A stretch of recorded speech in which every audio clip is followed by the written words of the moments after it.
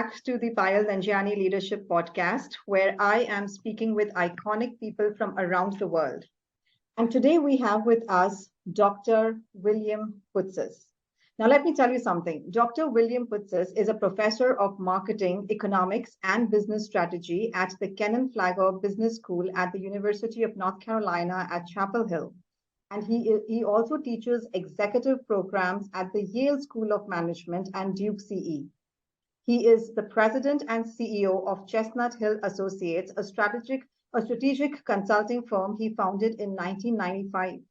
He is also an external advisory board member at CEO World magazine. He has also written two leading books on business strategy, Compete Smarter, Not Harder, and The Carrot and the Stick, Leveraging Strategic Growth, the Control for Growth. And he joins us today on the Payal Nanjiani Leadership Podcast to talk about a fantastic topic, Compete Smarter, Not Harder. Dr. William, and you are very well known as Bill. That's how we are going to address you here. Thank you so much for coming on this podcast. It's such an honor to have you here. Thank you so much for having me. It's absolutely my pleasure. I'm looking forward to our conversation. Great, and you are from North Carolina, and that's exactly from where I am also. So I think that builds such a great connection between us. Absolutely, and we had some conversations about multiple connections, and so it's nice to have that commonality. Absolutely, and it's such a great place. I mean, North Carolina is a wonderful place, though the temperature is down right now to 17, I guess. So it's a cold place right now. Yeah, having just come from being up north in New York, it's still a lot warmer than it is up north. Oh yeah, I'm sure. So tell me a little bit about your background. I know you have so much accomplished, and I haven't even read half of your bio. So what got you to do what you are doing right now? You're into marketing. You are teaching at various universities. So was that the plan for you to become a professor and get to writing books and everything?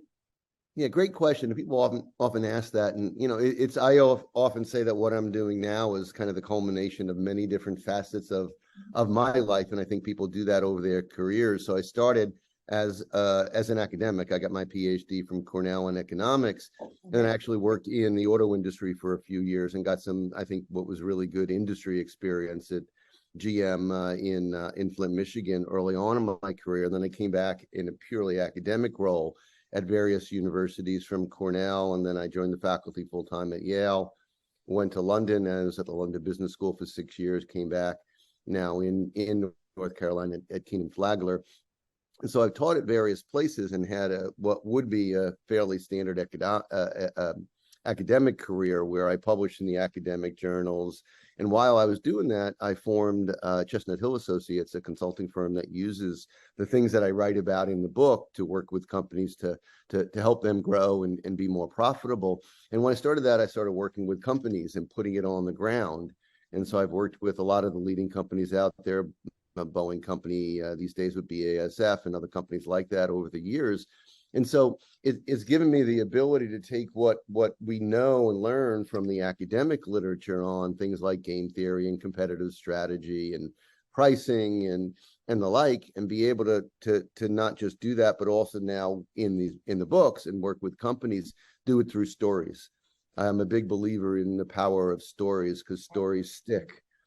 And so it's the culmination of the academic, the working with companies, the on the ground and industry experience that I think hopefully provides a somewhat unique perspective on how companies can learn from markets that they may not always realize.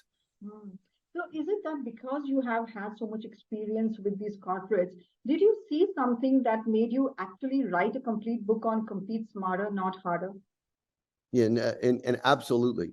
It's funny, when I work with companies over the years, the biggest thing that I see companies not doing is prioritizing. And that is, they think they're prioritizing, but they don't spend enough time thinking about what those priorities should be. Okay. So if you go into a company... Add something here. Can I just add something here?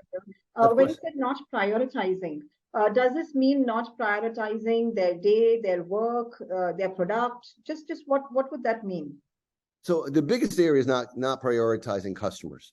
Okay. So I often hear companies say, when I ask, what are your priority segments? What are the segments that you spend most of your time thinking about? And I hear companies say things like, oh no, we never turn down business. Everyone's our customer. But that's exactly the wrong thinking, because you have to prioritize your time, your budget, your sales teams. And so how you prioritize that is crucial.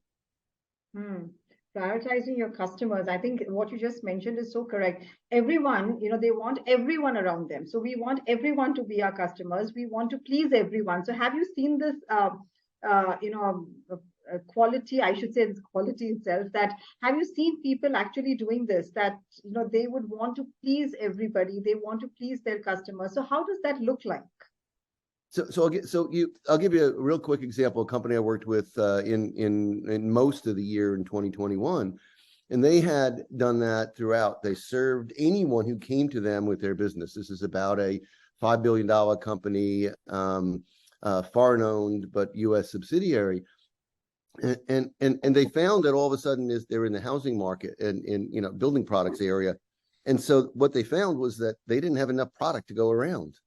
So push came to shove, they had to prioritize, because they couldn't just take, the first order that came about, because then they would be giving up a highly profitable order later. With the housing boom that's been having, obviously slowed now at current.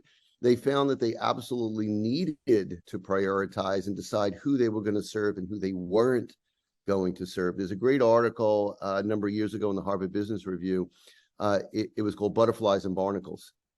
And the idea, you have some customers who are butterflies. They float around, they take some business from you, they don't cost a lot, they're pretty, you make money off of them, and the barnacles who just want to suck you dry. Right. And so how do you prioritize which customer you go after and why, and what markets you go after and why? But isn't it that if they are serving everyone, like they said, they just want to serve anyone and everyone, what about the resources? What about the expertise? You don't have that. Nope. And not only that is you don't have the expertise, you don't have the people, you don't have the budget, you don't have the time. Every company, no matter what they do, are making choices. Implicitly, if someone calls you, you're making a choice not to call someone else. And so those we all are limited by resources and time. Absolutely. And in fact, what you're telling, it's taking me back in years, around this must be around 15 or 18 years back, when I left corporate America to actually begin my entire coaching and training program. I remember being pulled in all directions, and people, when you're starting off, people would be like, oh, you should also tap this market. You should also tap this market. And they, it's called like a shiny object syndrome, where you want to shine everywhere and everything looks good on the other side. And people would always keep telling me, you should, Payal, go and even serve, an X customer and a Y customer and a Z customer. And I think that just makes you, spread out so thin in your work. And I think many people don't realize that. Even bigger companies don't realize that. Absolutely fantastic point. And matter of fact, I start one of the books and I tell a story about a bunch of people around a corporate roundtable. And one says, we got to go after these customers. They're growing like crazy. And then said, no. Someone else says, no. We got to go after these.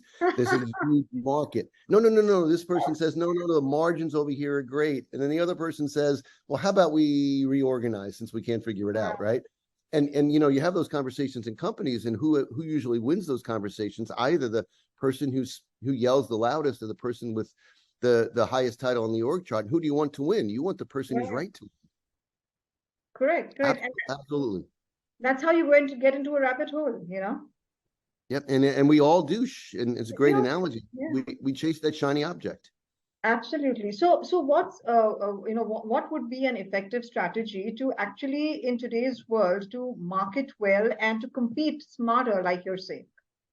So there are a couple of things that I would say. Number one, and I worked through a process in the Compete Smarter, Not Harder book of how you prioritize. And it starts with the big market opportunity first. So I often like to say, if we choose the market wrong, everything else we do doesn't matter. So if you have the best people in the world, you hire the smartest and the brightest, you price exactly as you should, you go after the right customers, you prioritize the right way, you do everything absolutely right, but the market you've chosen is the market for 5.25-inch floppy drives.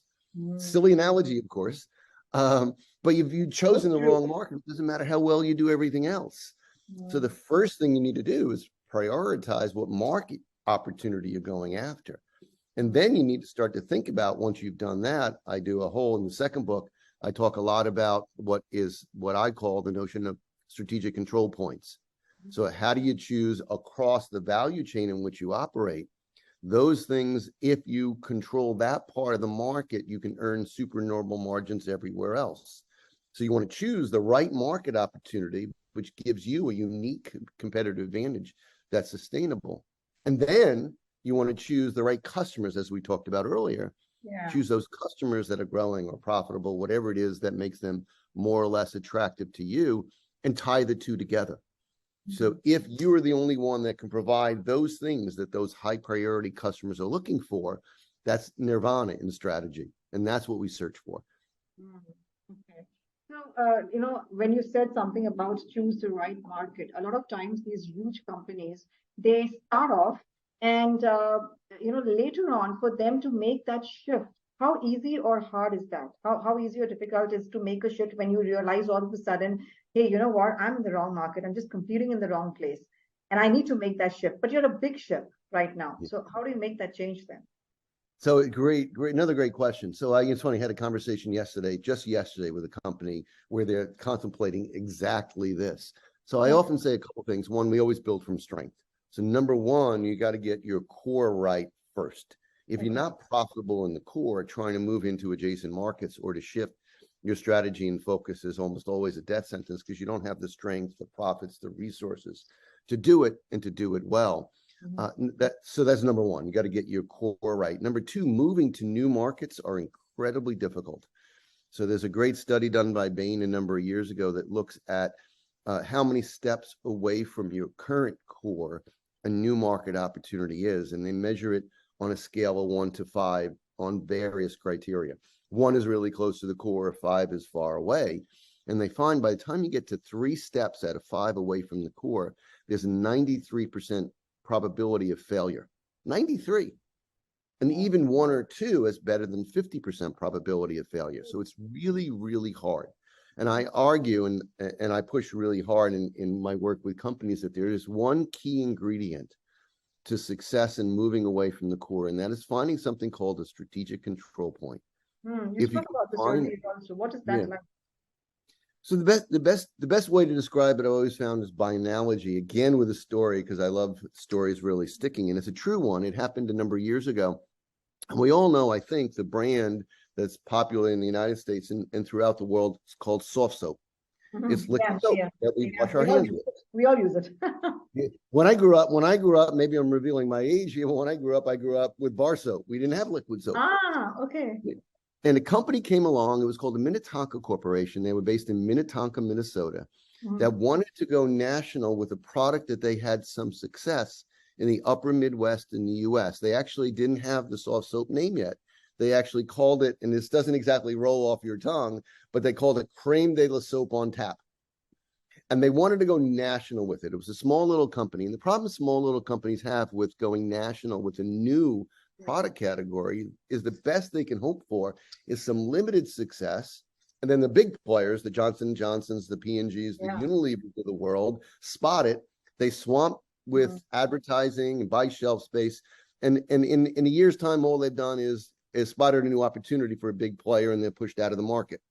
So they knew if they had a year window where they could keep the big players out, they had the opportunity to, even if the big players came in a year to 14 months later, they could maintain, because they have a brand and they have shelf space.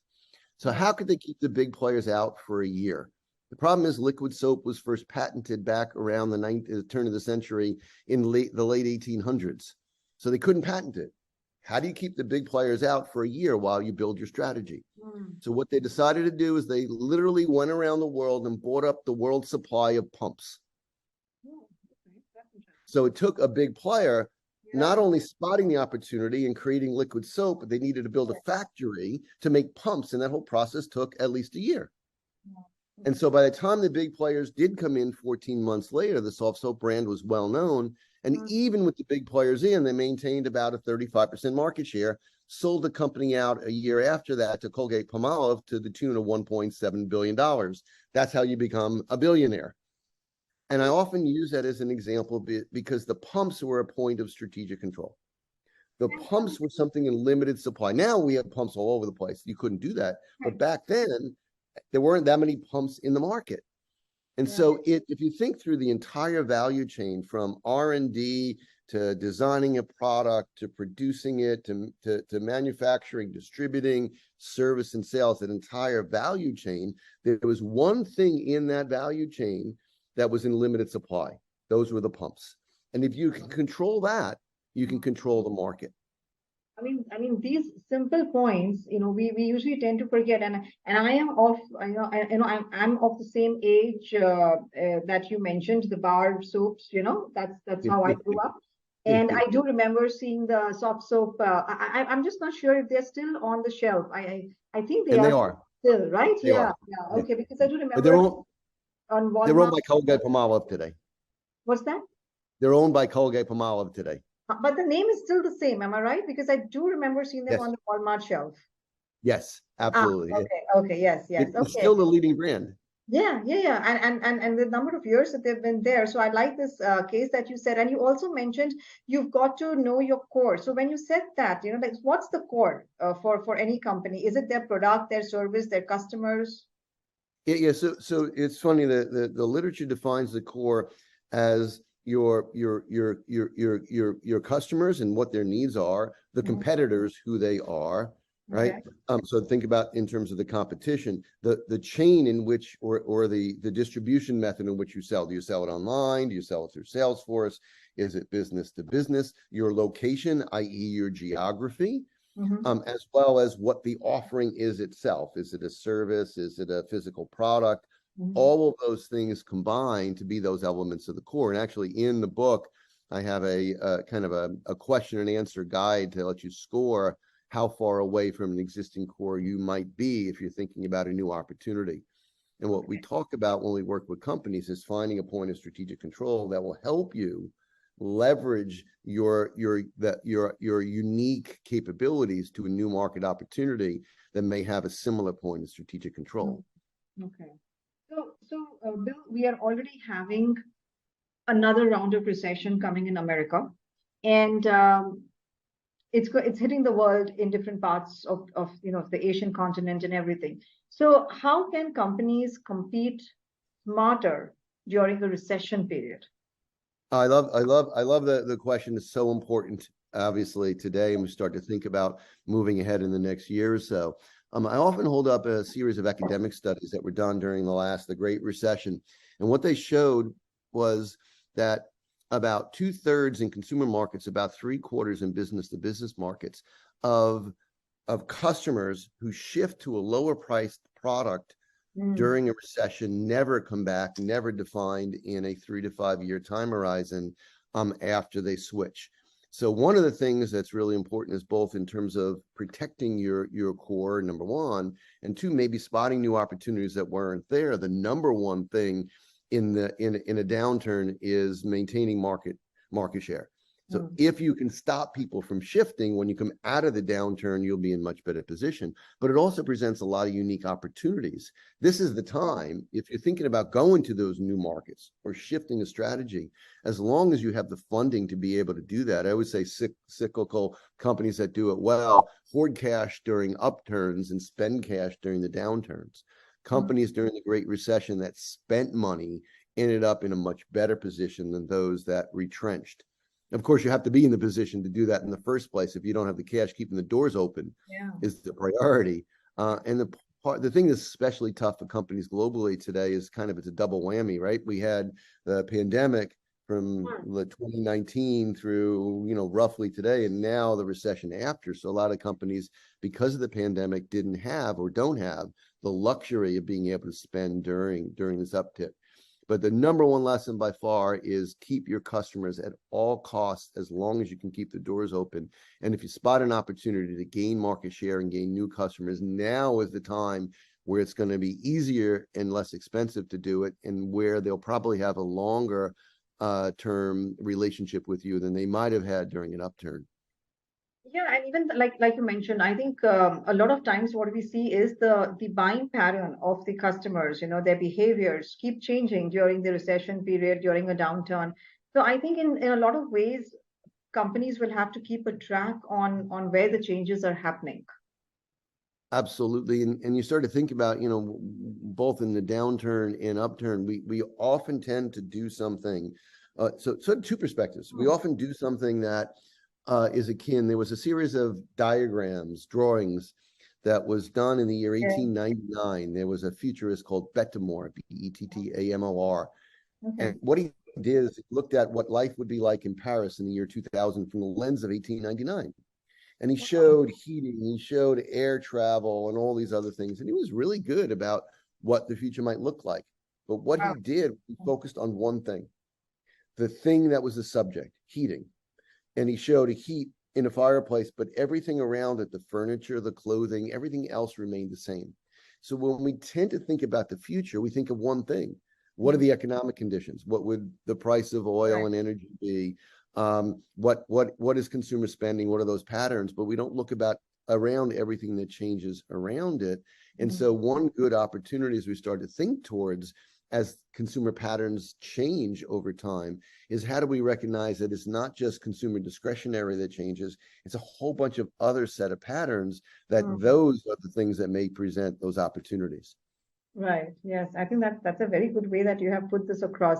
So, how do you compete in a market like this? In fact, I should ask, how do you compete smarter, and what are some of the best ways to increase your competitiveness? And the reason I ask this, Bill, is because when we think of marketing, when we think of competitiveness, a lot of times we think about attracting the market by sending emails and cold calling and getting behind the customers and really trying to knock on their doors.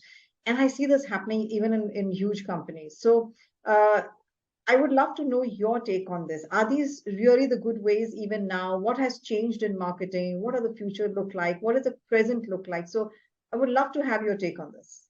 Yeah, so there are many thoughts here. And so so number one that comes to mind most is that we look at the power of social media. For example, we know that traditional advertising versus social media, we have many studies that are roughly 10 times more effective than traditional advertising. That's why there's such a big push towards social media. But of course, if I don't know about it, right? Like, I mean, that's what you're saying. But if I don't know about something in the first place, someone can't tell someone else if they've never heard of it. So traditional media still has a really big place today because I need to seed, SEED, the process before social can kick in. And so the thought in many ways, we start to think about how you prioritize things. Companies do a mix of things, but often they don't think about where they are in the product life cycle. So early on, I want to spend more on traditional, actually probably less on social. And as the product matures and more people know about it, i.e. brand awareness increases, I often want to make that shift away from traditional and more towards social. And so again, we go back, compete smarter, not harder is all about prioritization. How do we prioritize markets? And so how we prioritize advertising, how do we produce our media spend? How do we prioritize our mix of ways in which we go to customers? And again, it's very different in a business to business versus a business to consumer market. But those prioritizations are something that, as we talked about at the very outset, quite often companies think about managing the inbox rather than prioritizing rigidly. Some companies do it really well. Nike is fantastic about prioritizing one customer group over another, and everything has to be focused on those key customer segments. Most companies don't do it that way because we're always fighting the inbox, right? I do it. I'm guilty of that myself sometimes from the day to day. Wow. So you mentioned about social media and traditional media. Usually people nowadays have taken that shift and they are all romanticizing that idea that if we are on social media and we put ads on LinkedIn or Facebook or anywhere, we're just going to be seen. So I like what you said. We are not prioritizing like you did, that when you're early on into your business, into your career or whatever, traditional media is great. And as you feel you have matured in the market, at that time you can move to social media. But I think somewhere the definition of maturity is what people do not understand. Anything? No, absolutely. And so just a little brief aside that I think kind of fits here is that, I started a company with a couple colleagues last year called the Paradox Team. And what we do is we work with companies for 3 days that what we like to say is that, everyone has an or. Do we do A or B? And in business, do we manage the inbox? Do we plan for the future? Do we train our people? Do we try and push them to be more productive today? And what we like to say is that those are false choices. That really today we should choose and, not or. And so thinking about how paradoxes lay out in business is often a really good avenue to try and think about how, the choice isn't to do we do social or do we do more traditional advertising? Is the product mature or is it, early in its infancy as it's growing? It's on a continuum. And so it's not or, but and how do you make those choices in business is a paradox. And funny, and just, I think this is hopefully an interesting aside, is what we do in the program is we use the analogy of a submarine. And we talk about what leaders do on a submarine, because when you go to sleep on a submarine, you rely on your shipmate for your life, right? If they mess up, you die. Yeah. And a submarine is a metaphor in that it's the only ship built to sink, right? It's meant to float, but also sink. And so as you make those choices, whether it be traditional or social, I encourage companies to think about not the or choices, but the and how do you present a mix that may evolve from early on in the product's life cycle on through maturity. And as you say, a lot of companies don't know that their products are mature until someone disrupts them from the outside. True, yes, absolutely. I think that's when they realized that they were just on the wrong foot. They were just, going the wrong way, and it's a dead end right now there. So I think you've already put that together very well, Bill, because maturity is one thing where every day in your everyday life, and just because your product is going well, your service is going well, you tend to forget that you have completed one, it's like a mountain climbing. You've completed climbing that one mountain, you've got to go to the next one. Great analogy. And I talked about strategic control before, and people always think of that as the end. No, it's the beginning.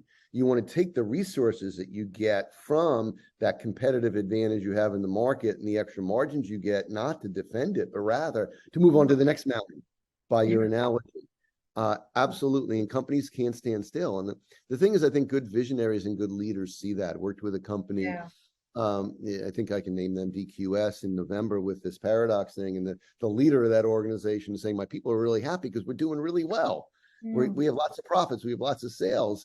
But if we don't think now to the future, 3 years from now, we'll be looking back when we're disrupted by someone else. Why didn't we think about the next opportunity? And luckily, in their case, they have a visionary leader who's trying to do it now.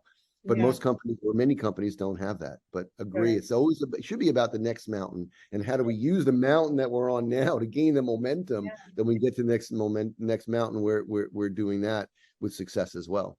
Right. And I think you need to know that you are already now at, coming closer to the top of the mountain, like you had said, just coming closer to your core. How do you rank that? So, when I think of my work, I think it in the terms of mountains. And that's the reason I use an analogy, is because I feel, okay, when you're coming closer to the tip of the mountain, you would know it, And before you really reach to the tip of that mountain, you've got to now plan strategically your next mountain climb already. So, like what you said, your core is so important. Great point. And so you think about it strategically. To me, I see, again, it's not the only one, but by an analogy, you look at the economic cycle, and we talked earlier about what we're seeing worldwide and impending recessions in various economies in the upcoming year. And if you didn't plan for that, you're in trouble now. Absolutely. You got to think about the top of the mountain economically was, maybe 2 years ago. And so how do you then plan for the upcoming trough until we get to the next mountain? And that's the advantages you have if you planned well. And so planning for the future is crucial. Absolutely. Great. Whether it be a recession in 2023, whether it be you being disrupted, and every company on the planet is being disrupted, everyone's out for you. That's the nature of competition. And so the US will definitely be affected in 2023. And again, for companies that are in the position to take advantage of it, this is maybe a unique opportunity once or twice in your career to then take advantage of being able to build your business for that next mountaintop that will hit maybe in 24 or 25. Absolutely. And you're prepared for it. So Yeah. I think this is such great conversation that we are having, Bill. But I know time is soon running off. So I want to ask you one final question. And I know you're traveling, right, to Charlotte today? Yes, yes, Okay, yes. okay. So I don't want to hold you back so much. So one final question, Bill. What would be your advice to the business leaders who want to retain their competitive edge in the market? So great, another great question. And you know, I'll go back to something that I did a number of podcasts and put a bunch of stuff out there during the beginning of the pandemic. And, you know, about 2 years ago or so, and it was for businesses, particularly small, struggling businesses that were worried about keeping the doors open. So I always say the first thing, keep the doors open. It's be prepared now. Get your financial house in order, as things will probably get worse over the course of the next 12 months. And Mm, make sure first, and people first always. So, you know, you have people that may have been with you for many years, maybe since the beginning of the company or maybe during your career. Make sure you're in the position to take care of your people first. Make sure you're in a position to survive first, yeah, yeah. assuming that you've prepared to be in the position where you can take advantage of it. Going back to some of the things we talked about before about lessons from the last recession is: one, gain share if you can. Number two, retain share at almost all costs. And the way you do that is prioritize those customers. You may change the prioritization metrics. So before it may have been growth, before you may prioritize margins. Now you may prioritize a little bit differently, keeping customers and maintaining market share, just because we know if you lose that share, it's probably not going to come back as we move out of the recession. And so I always I'll leave one quick story, and that is, we all know the Snuggie, the thing that we used to put around us, the blanket with sleeves. It Yeah. actually wasn't first. There was something called a slanket, which was the very first one in the market, and they were successful. Okay. But during the Great Recession in 2002, 2008, 2009, Snuggie blanketed, bought every piece of airwaves they can, traditional advertising, social. By the time he came out of that recession, no one even knew there was such a thing called slanket, because anyone who wanted something like that thought of a Snuggie. It's a silly example, but Scott Boylan was the CEO at the time, and he used the recession to gain market share, and the rest is history, as they say. And so those opportunities don't come around often. If you're running a company, if you're running a division, if you're running a product, use this as a unique opportunity to be able to do that core, expand the core, and gain margins that you can use later to expand into those new market opportunities as we come out of the recession, maybe 12 months from now. Very nice, and I like the way we have wrapped this up. You know, you started off with the core, and you know, you've ended it the same way, that just look at the market. So thank you so much, Bill. It's been an honor to have you here, and you've shared some incredible insights. In fact, I have gained so much by just talking to you. So I'm so glad we connected. Oh, me too. The pleasure is all mine. And being local in the Triangle area in North Carolina, hopefully we will connect again. Absolutely fantastic I'm questions. sure. Love the podcast. So I'm now a fan, and appreciate your having me on. Thank you so much, Bill.